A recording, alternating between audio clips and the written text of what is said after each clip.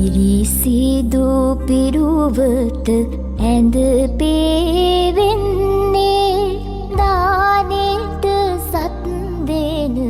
එන බව දන්නේ පත්තිනි දෙවියොත් සමග වඩින්නේ කඩුල්ල ගාවට ඇවිත් සිටින්නේ පළමුව මංසල කවුද සිටින්නේ නාගදෙවිඳු සහ පිරිස සිටින්නේ කිරියම්මාවරු ඇවිත් සිටින්නේ